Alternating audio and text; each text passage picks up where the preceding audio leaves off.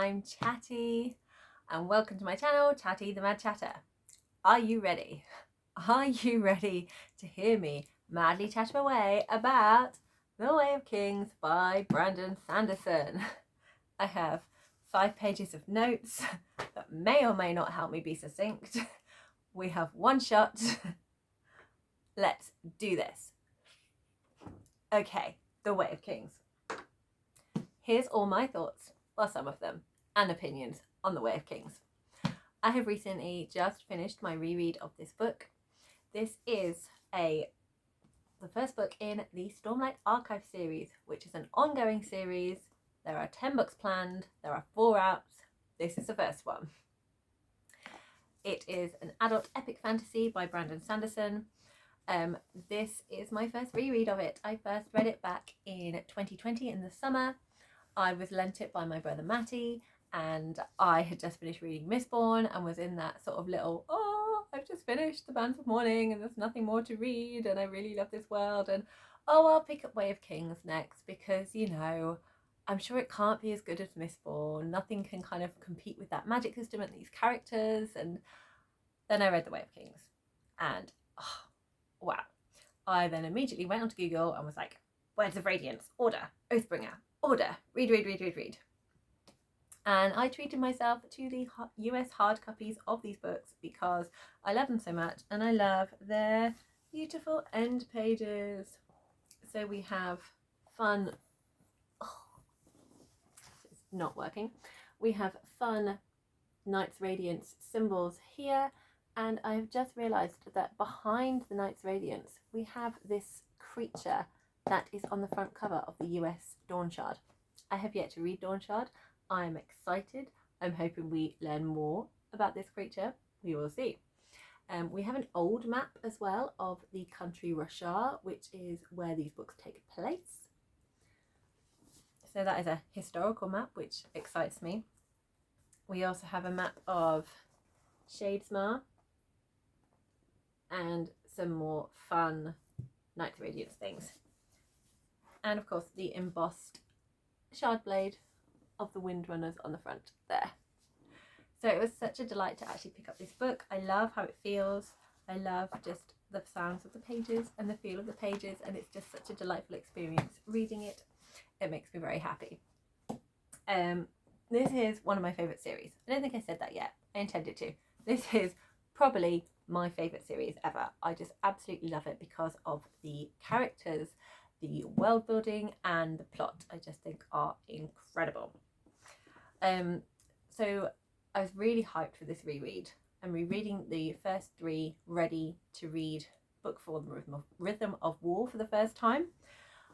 And I was so excited to be back in this world and with these characters and just enjoying this story again. But I did not realise how much I was going to have that emotional connection, similar to what I had on the first read. The tension was just as real. Like, even though I knew what was happening, I was still really tense in the moment and just it was just still so exciting, and I still felt the pain and the elation at different points in here, which was so highly enjoyable. But this time round it was less stressful for me because I knew what was going to happen. I wasn't panicking. I wasn't having to read ahead really quickly, hoping that to find out what was going to happen, or to make sure that some characters were safe. I could take my time. I could just be present in the moment, appreciate the writing, and just relax with it a lot more, which was really lovely. And of course I was able to pick out more details. I was able to appreciate certain things that I knew this time around that were kind of referred to but kind of went over your head. So that was a lot of fun. So this book is a slow burn. It is like the epitome of a slow burn book. It does a brilliant job of setting things up. It's putting all the pieces in the right places in motion, kind of keep going with this epic story. And I love the slow burn. It really, really works for me. It helped me really connect more with the characters and be so much more emotionally involved and appreciate the payoff so much more. We get the history, and we get legends in here as well, and everything is so like beautifully placed and thought through. So we have at the beginning of the book we have the heralds at the end of a battle. They mention the knight's Radiance, and then when we start the story, all of these are kind of like mythical figures that haven't been seen for thousands of years, that some people still believe in, some people are skeptical of. So we have all of that kind of things to unpick about what happened in the past, why people's opinions are the way they are, how the religion is formed out of this. And we also get history of what happened 6 years ago. So there was an assassination which started a war, and that is where we find two of our main characters at the beginning of the book involved in this war. We still don't understand all the events that led up to that, so that's still being explored and kind of pieced together. And I just find the combination of that really, really fascinating and interesting, and it just piques my intrigue a lot. So what I also really love is at the top of each chapter you get this beautiful artwork here, and those two faces are the faces of different heralds. So you have Ishar, who is the balding bearded man, and he is the herald with one of his qualities is guiding. And you also have the hooded girl is Videl, who is a herald, and one of her qualities is healing. And this particular chapter with those deals with healing and guiding.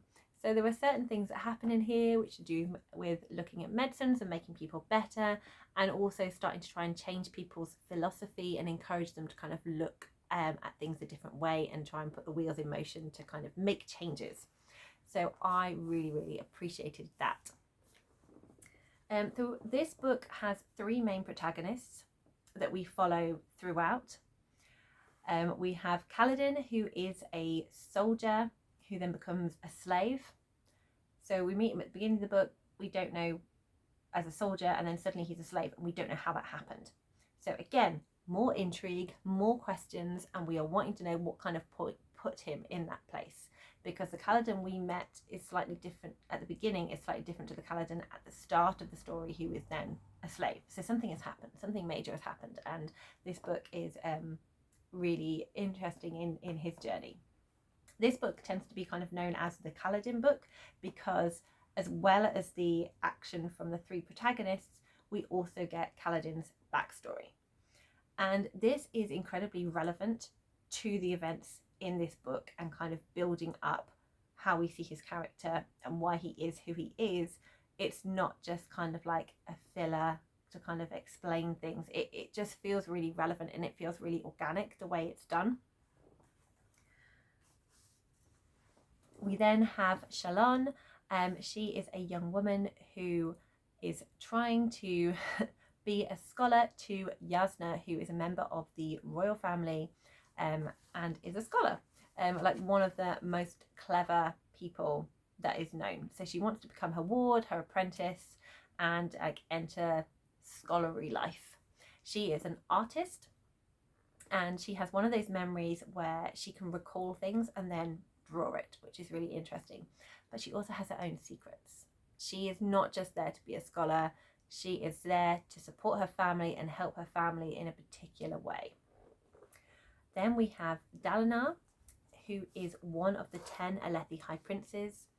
So the country Althakar is divided into 10 sort of territories, each ruled by a high prince, who is then overseen by the king. So the king is his nephew, so he's trying to support him. He's involved in the war and is trying to push forward with trying to win the war. There was a lot of politicking in his chapters, which also involves the war management, and we also get to see his sons, Adolin and Renarian. And Adolin, we get some chapters from his point of view as well. So those are our main protagonists in the story. And then, on top of all of those 3 viewpoints, this book is broken up into 5 parts, and in between each of those parts we get 3 interludes. So this is like a short snippet of writing which basically expands the world, which I have not shown you yet. Let me get the map and show you the world. So here is Russia. And one of the main things about this culture is that it is stony. The whole territory is very kind of rock based. All of the life forms and creatures and plants are kind of rock based and hard. And you see the reason why all of this is. From here, they have storms that cut across the land. So everything is kind of built to withstand those storms and protect themselves. So the plants protect themselves. People have jobs known as storm wardens, where they track and predict when the storms are going to hit, so people can take cover, which I just find it all highly fascinating. And that's not just the way the world is, it then kind of comes into kind of the magic and the plot as well. It's all very relevant. So a lot of the action takes place here. These are the shattered plains where the battles are. We have Althakar here. Oh, here. There we go. We have Althakar here. This is the country that Dalinar and Kaladin are from. And then you have Jakaved, which is the country that Shanon is from. So the interludes explore more of that land, because those are the kind of the main places that the story takes place in. Oh, and Cabaranth. See, it's not always going to go completely to plan, because I've now got to find the map because I lost the bookmark. Talk amongst yourselves. La la la. Here it is. So here we have, there we go. This little place here, Cabaranth, is a city, and it's also kind of like its own little kingdom here. And that is where Shanon and Yasna are throughout most of the book. Throughout the book, actually, the whole book. So, the interludes. They just kind of, the bits of the world that we don't see, we then get to see through other characters' eyes. So it just kind of opens things up. Some of the characters that we get to see from are referenced at other points in the story. So that's quite fun. All their cultures are referenced, so then we get to go and experience that and kind of understand it a little bit more. We get more detail about the terrain and about different people's roles. So one person we follow is a merchant, so we get to go and see them. We get to go and see Ardents, which are basically like monks, doing different jobs, and it just kind of gives us a more, there's a word that I want and I don't know what it is, but we're going to go with more immersive, like more detailed place. I feel like I want a food related word, like meatier. It just makes the story meatier. Anyway, it just adds that. I enjoy it because it just feels more real. It just adds those layers and that depth to the story, and I personally love it. But it's not breaking up the main plot action by having it as an interlude. I just find it really clever because it's just like a little break. Have a little break, hear from a few other people, and then we get back into the main story, rather than we have to kind of sit through different random bits and we don't know when we're getting back into the main. It's very clear when it's happening. So I think I've already mentioned the world building is immense. I absolutely love how much detail and thought has gone into this. It feels so realistic, and it was just so wonderful to just dive back into it again. So all the cultures, all of the different countries have got their own culture, have got their own dress, they have their own terrain, they have their own religion. So most of them follow the religion of Vorinism, which kind of relates to the heralds. There are countries that have a completely different religion, or they do follow Vorin, but it's not called Vorin. So they still have the heralds, but they call it something else in a different way. And all of this I find really fascinating. And just alone, like the difference between Althakar and Jakaved is Jakaved does tend to be more devout than Althakar, which makes certain things that Shanon does coming from Jakaved more understandable and kind of relatable, because that she's been brought up more religious than the people of Althakar. Some countries are viewed as kind of more conservative than other ones in the way they dress and in the gender roles that they assign. We also kind of find out a little bit more about what different countries kind of are more known for, or what they place the importance on. So for example, the people of Althakar, the Alethi, they're really competitive. It's like that's kind of how they socialize and interact. It's always competition, competition, competition.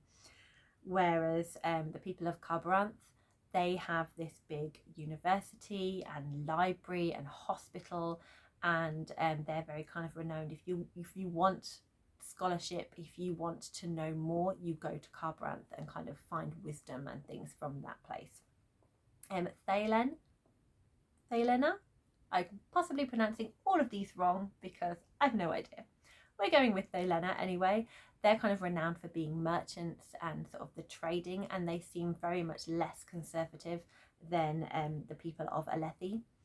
They don't seem to have as defined gender roles, or to like dress as conservative as the Alethi people. And the Shin is completely different altogether. The people of Shinobu, they are the only country that has grass, whereas the rest of the countries are made of rocks. And the reason they're so different, again, I'm going back to the map and didn't think I was going back to it. Turning pages, where's the map gone? It's here. So we have over here Shinobu. So as you can see, we've got these mountains around it like this that protects it from the storms. So it doesn't get the full extent of the storm. Maybe it's like a mild breeze or just a small wind. And that kind of then affects their culture and how they see things and do things. So the main one we focus on is the country we know the most is Althakar. We spend our most time with people who are Alethi. And they have very, very defined gender roles, which is really interesting. So they have different food for men and women. They have different pursuits. They have different roles. But they do have this kind of idea that everyone's roles are important and they all support each other. But within that, you are very defined by your role. So there definitely is the feelings of misogyny and sexism within this culture. But you have female pursuits and male pursuits, and one of the female pursuits is, you are allowed to write and scribe, and you can study and immerse yourself kind of in this, and then they would then, whenever writing or anything like that is needed, then women are needed by the men to be able to fulfill that purpose. Men's kind of pursuit and calling is more warfare and battle based than the women's. And I just find all of that fascinating, and it is kind of explored a bit more in later books, and roles do change slightly. And also there's an exploration of class as well, which is really fascinating, like how class is defined in different cultures and different countries, and the kind of ridiculousness of it. So for example, in Althakar, class is defined on eye colour. So you have the light eyes, who are like the top dogs, and then you have different levels within that, and then you have the dark eyes, who are the lower class. On top of that, you then have very docile servants that seem to have no kind of agency or anything. They're very blank, called the Pashman. And then you have the culture that they are fighting, called the Pashendi, who bear similar resemblance to the Pashman. And people still don't quite understand who they are or what they're doing, and they still don't really understand why the Pashman are so placid. So all of that is highly fascinating, and there is a lot of kind of morality that gets explored a bit later on around that as well. And within all of this, I got to see this time some more glimmers of the Cosmere links. So between the different books that Brandon Sanderson has written in the Cosmere world, there are certain characters that can go from world to world. Planet to planet, maybe, is a better explanation, I don't know. And so I'm starting to pick up on some of the Cosmere links in here, and we get our first kind of glimpse of how world hopping is possible and how it is done, which is highly exciting, and you get more of that in the following books. So the characters. I have a highly strong emotional connection to the characters in here. I think everyone does. For Kaladin, If you don't support him and he doesn't break your heart, you are just not going to enjoy these books. These books are just not for you. He is a character that Hob would be proud of. She would be very proud. I need water because my voice is going.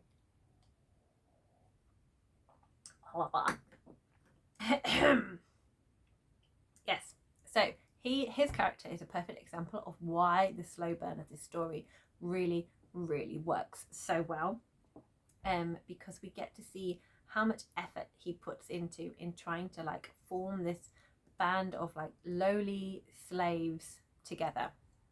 So he is sent to the bridge crews, and what they have to do is they are in the battle of the Shattered Plains. It is basically like you've got a smooth rocky surface and someone has taken a big mallet and smashed it, and then now it's all cracked. And so the Shattered Plains are basically what they call different plateaus, so different like rocks with like big cracks all around them called the chasms. So to get from bit to bit, from plateau to plateau, you need bridges to cross them. So Kaladin in the bridge crew, they will carry a bridge and run ahead of the army to put the bridge down so that the army can cross. And they keep going with this until they get to where the fight is happening. And they're the first ones there at the fight, and all they have is a bridge. They don't have shields, they don't have armour, they have nothing to protect them, and they are just shot down with arrows.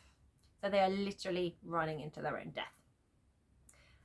So the life expectancy is very low, and it is literally like just everyone, understandably, is entirely depressed, given up on life at this point. And Kaladin tries to pull together a crew to kind of keep fighting for their life. He really tries so hard, and you feel his pain. You feel he's dealing with his own demons. He's dealing with his own ability to kind of survive in this place, and then he tries to help other people, and he tries to form a crew, and just each moment where he tries to help them all survive and tries to keep them going, they have setbacks, they have move forwards. And I have lost my notes. La la la la la la la.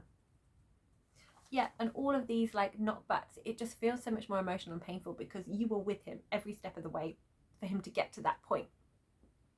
So you go through it with him, and I just love how that happens. And along with his backstory as well, you find out why he's got so he was originally a surgeon, or being an apprentice to a surgeon. You meet his parents and you find out why his philosophy is what it is, from seeing how he's with his parents and how he is with his brother and how he is in this village that he lived in, and things that happen in there kind of have shaped his mentality and philosophy of where he is today. And I just find that so, it just really makes him so real. It really makes you understand him. It really makes you connect to him because you have literally gone through every part of his life with him. You know what he's gone through. You know what he had to deal with. You know what he's put up with. You know his change arounds, when he changed his thoughts on things, where he felt differently, where he tried to overcome hardship, where he and his family were felt pushed back, where he's felt pushed back by trying to help the bridge crew. And it just really makes that emotional connection so much more heartfelt, and I just absolutely love it. And then we have Shanon, who I really love, and her book is Words of Radiance. You get her backstory in there, but I really loved when reading this that because I now know a lot more of her secrets, I like seeing the hints of them and what certain things mean when she says them. So I found all of that a lot of fun. Shanon reminds me quite a lot of Anna from Frozen. She's got that same like really upbeat, says stuff without thinking, but she's kind of like fighting against her own naivety as well. She's had like a very sheltered upbringing, and I find her really enjoyable. And the book as well gives us, it's coming, nope, not that one, here it is. So throughout the book you get different illustrations. We get like maps, we get historical kind of pages and things, and you also get Shanon's sketchbook. So she's really interested in natural history, So she's drawn some of the creatures here, and these are the sky eels. So I just love all of those bits as well that are put into the book. And with Dalinar, we get more of his flashbacks in Oathbringer, and out of all three, although I really loved how they all sorry, I'm now out of water, so I'm just going to have to croaky throat it through the rest. I loved how I'm already at 25 minutes, so this is going to be mental. What did I love about Dalinar? Yes, his flashbacks. I found them the most important, is probably not quite the right word, and maybe the most impactful. It explains, there's a lot more kind of like history with him. It was a lot more surprising and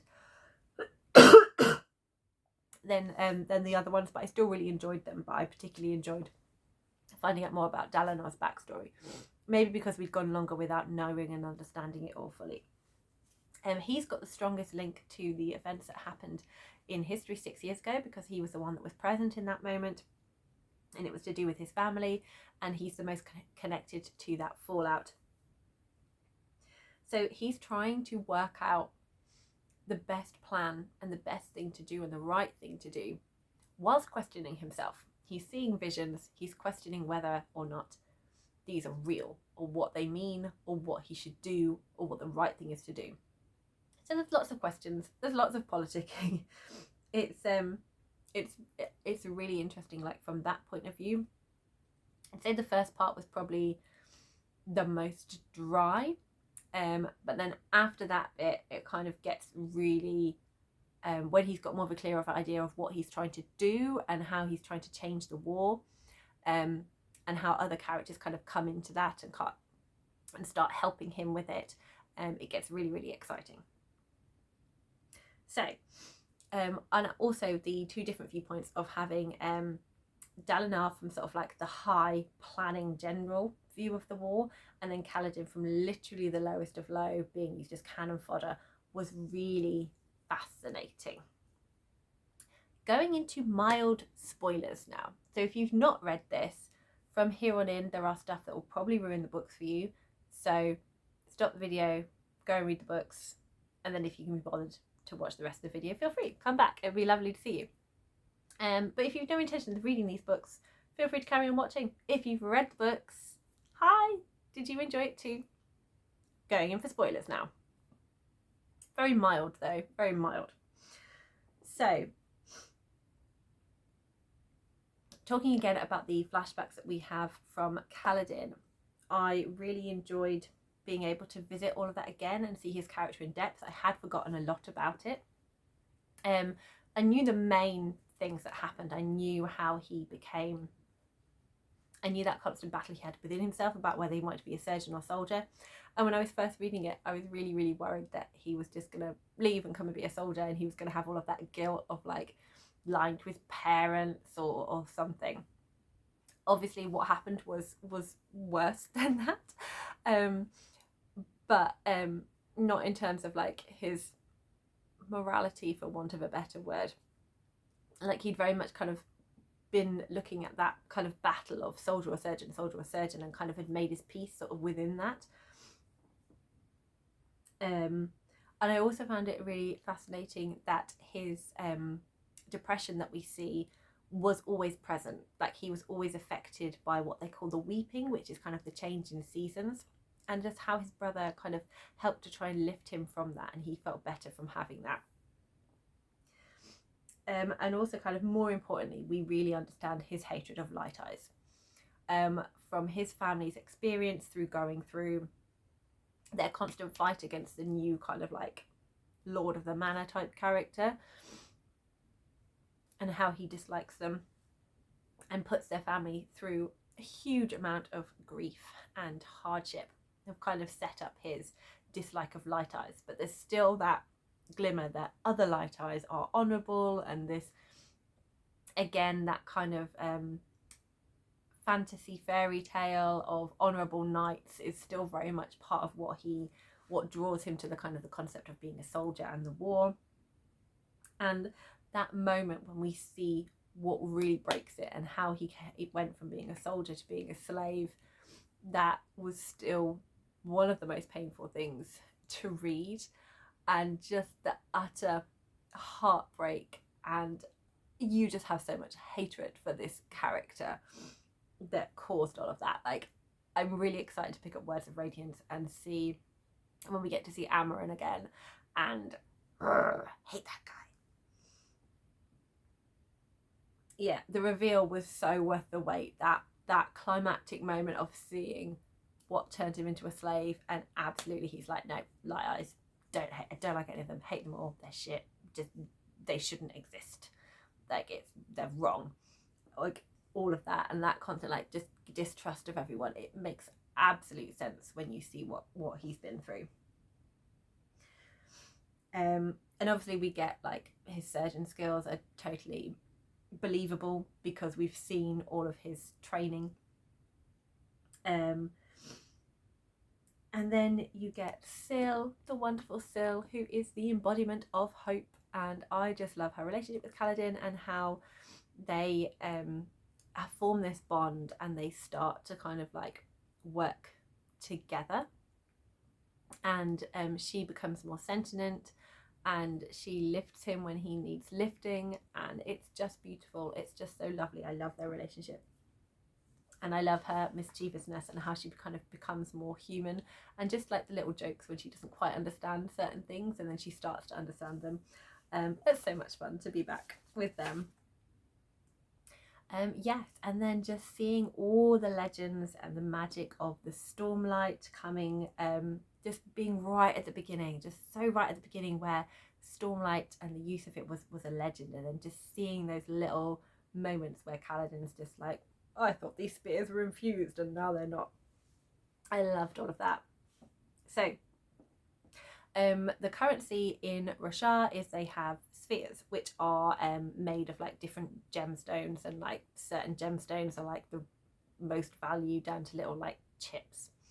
But all of them, if you leave them out in the storm, they become infused with Stormlight, and that makes them more valuable. So dun spears that don't have Stormlight, so the Stormlight fades after about 2 weeks, I think it is. They still technically have the same value, but people are less likely to trade them if they're not infused.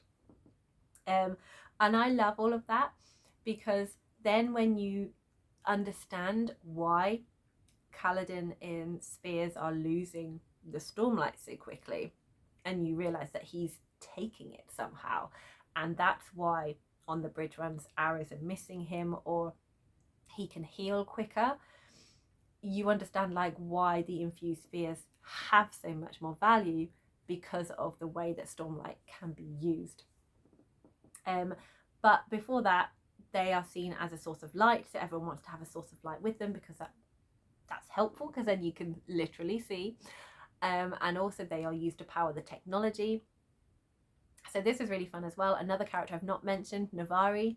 She is the mother of the king, and her calling is like an engineer, and she helps to design what they call fabrials, which are where they use infused spears to do specific things. And it's really, really fascinating.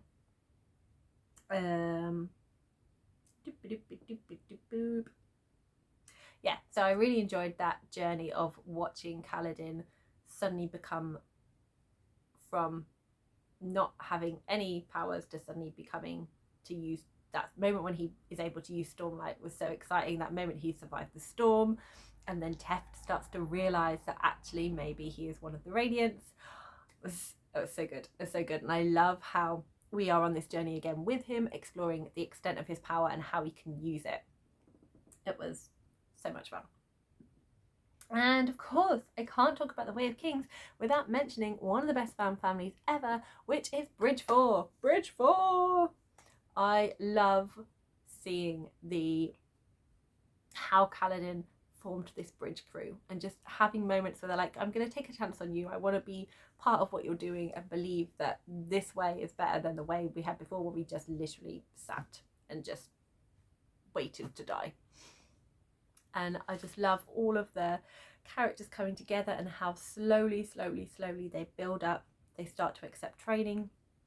They start to come together and have stew every night. And Rock is my favourite. I love Rock. We get to see his culture and his personality, where he calls everyone airsick lowlanders because he comes from the high mountains.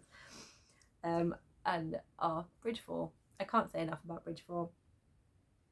But yeah, just seeing Kaladin fighting so much to give him that hope and belief, and then just how that loyalty comes back, and they're just not going to abandon him, and they're just such a crew.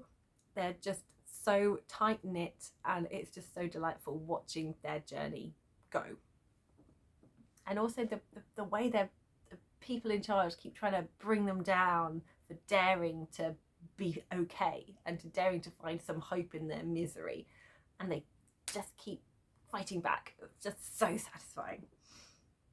I also really love the relationship between Yasna and Shanon, that kind of mentor and mentee relationship, and I really love watching that grow, and I look forward to reading again how it grows more.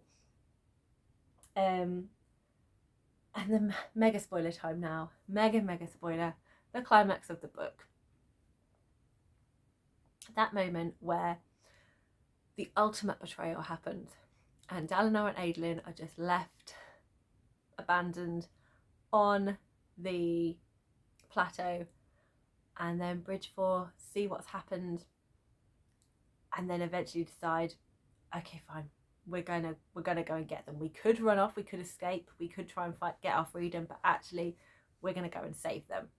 It was just amazing. It was just the emotion of that moment, the delight, and the seeing of those two different characters that you've been rooting for in different ways kind of come together and be on the page together was so highly satisfying. I love all of that, and it was just as satisfying on the reread as it was on my first read of it. And then to top it all off, you have Kaladin and Dalinar having their I am not taking any more crap moment. You have Kaladin when he's on that plateau giving orders, saying, guys, this is ridiculous, you need to get off the plateau now, don't give me any of your honourable stuff, get off, otherwise you're being highly selfish and everyone's going to die. Like, yes, Kaladin, go.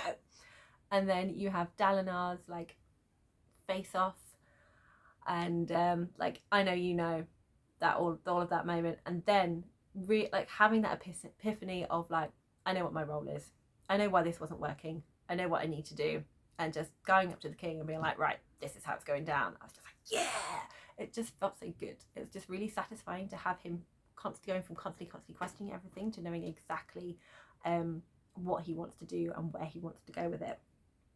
And within that, having that beautiful moment where the value of life being the equivalent of a priceless shard blade was just perfect and beautiful. I really loved all of that. And at the end of the book, I really am excited to see all of the characters starting to come together to the same place. So Dalinar and Kaladin have just met each other, and we know that Shalana and Yasna are heading to the Shattered Plains as well. And even though I've already read Words of Radiance and know exactly what happens, it was so hard to not just pick up that book and then keep reading. I had the best time. I had the absolute best time rereading this book. It was so worth the wait to reread this. And it was so worth the time I took when I was rereading this as well. It was highly enjoyable. So if you have not read The Way of Kings and all of this sounds exciting to you, you like epic fantasy, you like a slow burn, I highly recommend. And if you've read this book and love it as well, would love to hear your thoughts and feelings. I know from rereaders, so many people have reread this many more times than me. How many times have you read it? Let me know. We lovely to chat in the comments about everything. And I'm going to stop now because there is no more voice left. Thanks so much for watching. I hope this is coherent when it goes out. Happy reading, everyone.